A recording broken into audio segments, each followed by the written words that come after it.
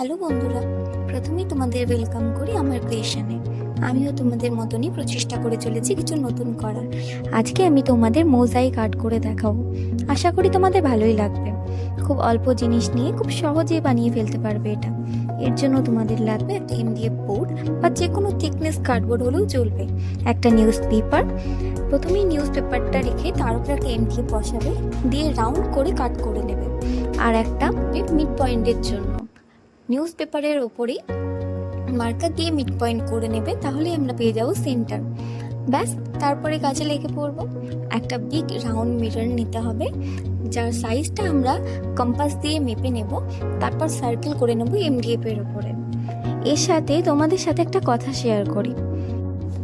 আমি আমার ভিডিওতে যে কাট মিররগুলো ইউজ করেছি সেগুলো কোথা থেকে পারচেস করেছি সেগুলো যদি জানতে চাও তাহলে আমাকে কমেন্ট করো, আমি তোমাদের অবশ্যই জানিয়ে দেবো।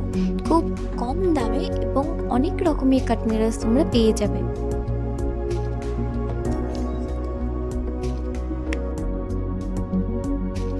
তারপর হাফ সার্কেলের মিরর নিয়ে গ্লু দিয়ে স্টিক করব। আর এই ডিজাইনটা কিন্তু সম্পূর্ণ আমার নিজের বানানো, কিন্তু এই মিররগুলোকে অ্যালাইনমেন্ট করাটা একটা টাইম টেকিং প্রসেস।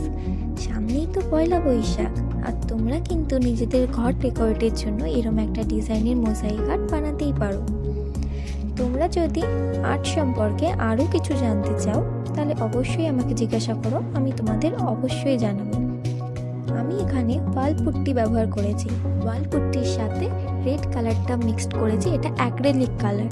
রেড কালারটা ভালো করে মিশিয়ে নিতে হবে। তারপর বোর্ডের ওপর ইকুয়ালি স্প্রেড করে দিতে হবে। স্প্রেড হয়ে গেলে যে এক্সেস লিকুইডটা থাকবে সেটা আমরা ওই কাঠ দিয়ে সরিয়ে নেব।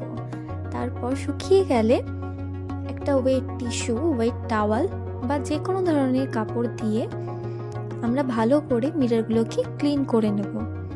ব্যাস, একটু শুকাতে দিলেই তৈরি হয়ে যাবে সম্পূর্ণ সুন্দর একটা মোজাইক আর্ট। তোমরা এই আর্টগুলো গিফট হিসাবে বার্থডে বা কোনো বন্ধুকে উপহার দিতে পারো। আমি আরও অনেক রকমের মোজাইক আর্ট তোমাদের জন্য করে দেখাবো। তবে মোজাইক আর্ট শুরু করার আগে খুব জরুরি হলো একটা ক্লিয়ার ডিজাইন কনসেপ্ট থাকবে তোমাদের মনে। তোমরা চাইলে এটাকে ফ্রেম করে রাখতে পারো বা কোনো প্লাস্টিক শিট দিয়ে কভার করে রাখতে পারো, যাতে এটার ডিউরেবিলিটি আরও বেশি থাকে। তোমাদের সাথে আরও একটা তথ্য শেয়ার করি। জানো তো, সেই গ্রিক এবং রোমানের মতো প্রাচীন সভ্যতা থেকে শুরু করে মোজাইক আর্ট চলে এসেছে। আগে এই ধরনের মোজাইক আর্টগুলো দেওয়াল, ছাদ, এমনকি মেঝেতেও সজ্জিত করে রাখা হতো। তোমরা চাইলে তোমাদের নিজস্ব মোজাইক আর্টের মাস্টারপিস আমার সাথে অবশ্যই শেয়ার করতে পারো।